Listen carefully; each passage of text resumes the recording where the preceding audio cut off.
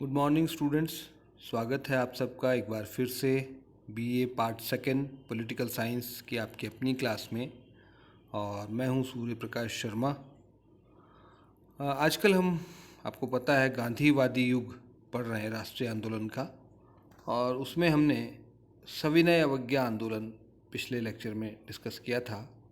आज हम जो है उसके आगे, अर्थात मुख्य रूप से हम भारत छोड़ो आंदोलन की चर्चा करना चाह रहे हैं। लेकिन उससे पहले उस इन दो आंदोलनों के बीच की अवधि में क्या क्या घटनाएं घटी, क्योंकि ये पृष्ठभूमि होती है किसी आंदोलन की। जो पृष्ठभूमि थी उसको समझना जरूरी है। जैसा आप लोग जानते हैं कि इतिहास राजनीति विज्ञान को समझने के लिए ज़रूरी होता है, राजनीति को समझने के लिए ज़रूरी होता है। तो इसलिए हमें भारत छोड़ो आंदोलन को पढ़ने से पहले, उससे पहले का जो बैकग्राउंड था उसको समझना जरूरी होता है। आपको पता है कि मई 1934 में सविनय अवज्ञा आंदोलन समाप्त हो गया था। और उसके बाद एक बड़ा आंदोलन फिर शुरू हुआ अगस्त 1942 में। इस बीच प्रमुख घटनाएं क्या रहीं, उनकी चर्चा हम करते हैं। सविनय अवज्ञा आंदोलन का प्रभाव समझिए, या अन्य और भी कारण रहे उसके पीछे, उन सब का परिणाम ये हुआ कि ब्रिटिश सरकार ने सबसे पहले तो भारत शासन अधिनियम 1935 पारित किया।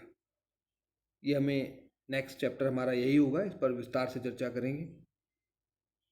दूसरी बात, इसी अधिनियम के तहत इसी को क्रियान्वित करने के लिए 1937 में चुनाव कराए गए प्रांतीय विधानसभाओं के, क्योंकि इसमें प्रांतीय स्वायत्तता का प्रावधान किया गया। ये बहुत बड़ी विशेषता थी इस अधिनियम की, प्रांतों को स्वायत्तता दिया जाना। तीसरी बात, द्वितीय विश्व युद्ध का प्रारंभ हुआ था। ये 1 सितंबर 1939 को हिटलर ने पोलैंड पर आक्रमण किया था, और वहाँ से जो है विश्व युद्ध प्रारंभ हुआ। ये एक बड़ी घटना थी इस युग की। और इसी घटना के भारत को भी इसमें जो है शामिल कर लिया गया था। बिना भारतीय नेतृत्व से चर्चा किए भारत को युद्ध में झोंक दिया ब्रिटिश सरकार ने। और इसके विरोध में कांग्रेस मंत्रिमंडल जो थे उन्होंने त्यागपत्र दे दिया 1939 अक्टूबर नवंबर में जो है। इसी बीच एक और बड़ी घटना हुई युद्ध के दौरान। मुस्लिम लीग ने मार्च 1940 में जो है 24 मार्च एग्जैक्ट डेट पर तो करें तो अपने लाहौर अधिवेशन में जो है पाकिस्तान प्रस्ताव पारित किया। पाकिस्तान बनाने की मांग उन्होंने अपनी रखी, जिसमें पूर्वी भारत और पश्चिमी भारत में जो है, उत्तर पश्चिमी भारत में जहाँ जहाँ मुस्लिम बहुसंख्यक हैं उनका एक अलग राज्य बनाने की बात, अलग देश बनाने की बात की। राज्य का मतलब यहाँ पर ये है। इसी बीच अगस्त घोषणा हुई 8 अगस्त 1940 में वायसराय की तरफ से, क्योंकि भारतीयों का सहयोग चाहिए था युद्ध में। तो भारतीयों को थोड़ा सा खुश करने के लिए ये घोषणा की गई। अगस्त घोषणा में ये कहा गया कि युद्ध के बाद एक ऐसी संस्था बनाई जाएगी जो भारत के भविष्य पर विचार करेगी, संविधान का निर्माण करेगी। इस प्रकार का प्रस्ताव दिया गया, जिसको अस्वीकार किया गया कांग्रेस के द्वारा। इसी बीच कांग्रेस ने 1940 में जो है व्यक्तिगत सविनय अवज्ञा आंदोलन शुरू किया। और एक और बड़ी घटना थी इस युग की, वो थी Cripps mission 1942। Cripps mission, sir Stafford Cripps थे एक ब्रिटिश मंत्रिमंडल के सदस्य। उनको भेजा गया भारत की समस्या पर विचार करने के लिए, भारतीय लोगों से बातचीत करने के लिए। कारण ये था कि 1942 के आते आते द्वितीय विश्व युद्ध बहुत ही गंभीर रूप ले चुका था। जापान जो है बहुत ही ज़्यादा आक्रामक हो चुका था, और वो भारत में भी पहुंच रहा था। इधर इन्होंने सिंगापुर पर कब्जा कर लिया था जापान ने, इंडोनेशिया, मलाया वगैरह कब्जा कर लिया था। बर्मा तक वो पहुंच चुके थे और भारत में प्रवेश कर रहे थे, प्रवेश करने की स्थिति में थे बल्कि। तो इस स्थिति में आने पर जो है ब्रिटिश सरकार को लगा कि भारतीयों से बात किया जाना बहुत आवश्यक है भारतीय सहयोग के लिए। क्रिप्स को भारत भेजा गया और क्रिप्स मिशन ने जो है भारतीय नेताओं से बात करके एक प्रस्ताव दिया जिसमें युद्ध के बाद जो है भारत को डोमिनियन स्टेटस दिए जाने की बात की गई, लेकिन युद्ध के दौरान कोई रियायत देने पर सहमत नहीं हो पाए और इसीलिए गांधी जी ने इसको एक ऐसा चेक कहा, पोस्ट डेटेड चेक कहा। पोस्ट डेटेड चेक का मतलब होता है किसी बाद की तारीख में भुनाया जा सकने वाला चेक। चेक तो समझते ही आप, बैंक से पैसा निकालने के लिए एक दस्तावेज होता है और उस पर एक तारीख लिखी जाती है और वो तारीख अगर बाद की हो, जैसे मान लीजिए आज तारीख है 17 अक्टूबर और मैं आपको कोई चेक दूं 30 नवंबर 2020 लिख करके, तो इसका मतलब ये कि 30 नवंबर 2020 से पहले आप बैंक में जा कर के पैसा नहीं ले सकते। तो ऐसा ही पोस्ट डेटेड चेक था ये गांधी जी के अनुसार। तो कुल मिलाकर के बात ये थी कि ये कुछ महत्वपूर्ण घटनाएं थी जो दो आंदोलनों के बीच जिन्होंने पृष्ठभूमि तैयार की। इसके बाद हम बात करेंगे कि कौन से ऐसी परिस्थितियां रही इनके अलावा। हाँ, तो ये दो आंदोलनों के बीच की घटनाएं थी। अब हम बात करते हैं कि भारत छोड़ो आंदोलन की पृष्ठभूमि क्या थी, कौन कौन से कारण थे इनके पीछे। तो आपको पता है कि 8 अगस्त 1942 को कांग्रेस ने भारत छोड़ो प्रस्ताव पारित किया, जिसमें अंग्रेज शासकों से भारत छोड़कर चले जाने के लिए कहा गया। भारत को भारतीयों के हाथ में सौंप कर जाने का प्रस्ताव था ये। तो ये कौन से कारण रहे इसके पीछे, क्या परिस्थितियां रही। देखिए, अभी हमने गवर्नर जनरल के अगस्त प्रस्ताव की बात की थी 8 अगस्त 1940 की, उसको कांग्रेस ने अपर्याप्त माना। ये पर्याप्त नहीं था क्योंकि इसमें कोई स्पष्ट वादा ब्रिटिश सरकार ने नहीं किया था और जो कुछ बात उसमें कही गई थी वो पोस्ट वार यानी युद्ध के बाद की परिस्थितियों के बारे में चर्चा की गई थी। युद्ध के दौरान कोई रियायत देने की बात इसमें नहीं कही गई। दूसरी बात, क्रिप्स मिशन की बात हम कर ही चुके हैं। क्रिप्स मिशन विफल हो चुका था, भारतीयों ने उसको अस्वीकार कर दिया, न मुस्लिम लीग ने स्वीकार किया उसके प्रस्तावों को, न कांग्रेस ने स्वीकार किया। तीसरी बात, भारत पर संभावित जापानी आक्रमण का खतरा। जापान के लिए जैसे मैंने बताया कि वो 1941 में जापान ने जो है पर्ल हार्बर पर हमला किया था। इसके बाद उन्होंने सिंगापुर को कब्जा कर लिया और मलाया और आपका जो इंडोनेशिया पे कब्जा कर लिया, उन्होंने आक्रमण कर दिया। बर्मा में वो पहुंच गए थे और भारत की तरफ बढ़ रही थी सेनाएं। तो भारतीयों को लगा कि अगर ये जो जापानी आक्रमण का जो खतरा है वो भारत पर इसलिए क्योंकि भारत ब्रिटेन का उपनिवेश है। अगर भारत स्वतंत्र हो जाए तो जापान भारत पर आक्रमण नहीं करेगा फिर। तो इसलिए भारतीयों ने ये ब्रिटिश सरकार के खिलाफ संघर्ष छेड़ा कि भाई अब आप हमें आज़ाद करके चले जाइए ताकि हम अपने आप सुरक्षित रह सकें। इसी बीच ब्रिटिश प्रधानमंत्री चर्चिल ने ये कहा कि ये जो राष्ट्रीय आत्मनिर्णय का मामला है या जो अटलांटिक चार्टर में घोषणा हुई थी उसका भारत से कोई लेना देना नहीं, भारत पर लागू नहीं होगा ये। यानी भारतीयों की स्वाधीनता से इसका कोई लेना देना नहीं है।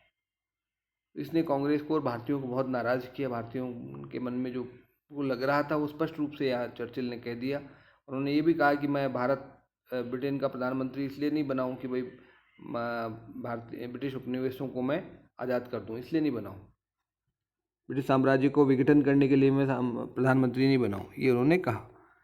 तो इन सब परिस्थितियों में कांग्रेस को यही उचित लगा कि अब कोई एक बड़ा आंदोलन शुरू किया जाना चाहिए।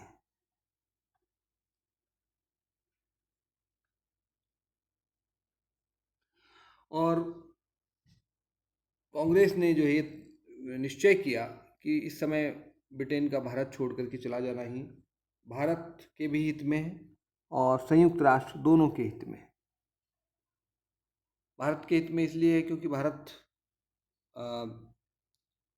पर जो तृतीय विश्व युद्ध के कारण जो खतरा आ गया था युद्ध का, उससे भारत बच जाता।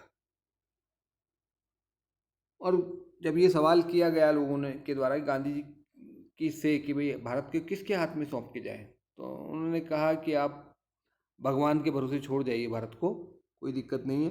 भारत में हो सकता है कुछ समय हमारे यहाँ अव्यवस्था फैले, लेकिन कालांतर में हम एक मजबूत राष्ट्र के रूप में संगठित हो जाएंगे।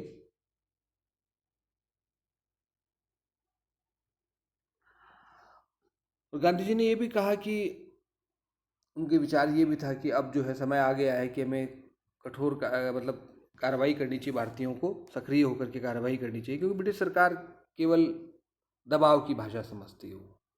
अब तक हम सत्याग्रह मतलब दबाव का मतलब हिंसा नहीं है, कहीं पर संघर्ष हमें करना है। कहने का मतलब ये है कि बिना संघर्ष के हमें अब कुछ मिलने वाला नहीं है, ये गांधी जी को स्पष्ट रूप से लग गया था। इसलिए अगस्त प्रस्ताव जो है पारित किया गया कांग्रेस के द्वारा, 8 अगस्त 1942 को भारत छोड़ो प्रस्ताव पारित किया गया। अब उस प्रस्ताव में क्या था उसको हम देखते हैं। इस क्या होता है इसमें, 8 अगस्त को कांग्रेस की बैठक होती है बॉम्बे में, और उसमें ये निर्णय लिया जाता है, भारत छोड़ो प्रस्ताव पारित किया जाता है। और इसमें ये कहा गया कि ब्रिटिश शासकों द्वारा भारत छोड़ देना या ब्रिटेन द्वारा भारत का छोड़ा जाना भारत के भी हित में और संयुक्त राष्ट्र के उद्देश्यों के अनुरूप हो गए, दोनों के लिए बहुत आवश्यक है। और 9 अगस्त से उन्होंने ये आंदोलन करना था। तो जब ये आंदोलन शुरू होना था उससे पहले ही जो है सरकार ने बड़े कांग्रेसी नेताओं को गिरफ्तार करके जेलों में डाल दिया, गांधी जी सहित तमाम नेताओं को डाल दिया जेल में। और सरकार ने जो है दमन चक्र चलाया गया, बहुत से लोगों को गिरफ्तार किया गया, कुछ को जेलों में डाल दिया, कुछ को निवारक निरोध के रूप में एक तरह से जो उस समय डिफेंस ऑफ इंडिया का जो कानून था उसके तहत बहुत से लोगों को आशंका के आधार पर गिरफ्तार कर लिया गया और दमन चक्र चलाया गया, जिसमें लगभग 1000 लोग मारे गए और लगभग 60,000 के आसपास लोगों को जो है अरेस्ट किया गया और हजारों की संख्या में लोग घायल हुए। आखिरकार जो है सन 1944 में, क्योंकि कोई भी आंदोलन लंबे समय तक नहीं चल सकता, 1943 के आते आते जो है आंदोलन ठंडा पड़ गया, जनता नेतृत्व विहीन हो गई, जनता के सामने कोई नेता ही नहीं बचा, सब जेलों में चले गए बड़े नेता, कौन आंदोलन का नेतृत्व करे। जनता ने, क्योंकि नेतृत्व विहीन थी तो जनता फिर हिंसा पे उतारू हो गई। कहीं पर जो है रेल की पटरियाँ उखाड़ दी गई, रेलवे को बहुत नुकसान पहुंचाया गया, और इसी तरह से जो पोस्ट ऑफिस और जो सरकारी दफ्तर थे उनको आग लगा दी गई और उनको नुकसान बहुत पहुंचाया गया। संचार व्यवस्था को ठप करने का काम किया गया। तो इस प्रकार की बहुत सारी घटनाएं हुई और अंग्रेज सरकार ने अपना दमन चक्र जारी रखा इस बीच में, और ये इस प्रकार से आंदोलन जो है नेतृत्व विहीन हो गया और हिंसक आंदोलन के रूप में परिवर्तित हो गया।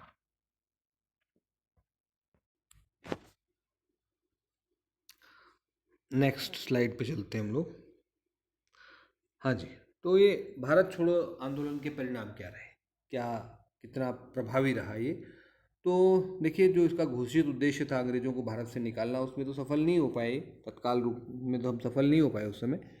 तो इस रूप में तो हम आंदोलन को असफल मान सकते हैं, लेकिन ये पूरी तरह से असफल नहीं कहा जा सकता, क्योंकि इसकी कुछ जनता को जो है बहुत जनता ने जो है बहुत नेतृत्व विहीन होने के बावजूद भी अपनी शक्ति का प्रदर्शन किया, ब्रिटिश सरकार के साथ सामने एक अभूतपूर्व चुनौती प्रस्तुत की थी। आंदोलन ये असफल क्यों हुआ, उसके पीछे कुछ कारण थे।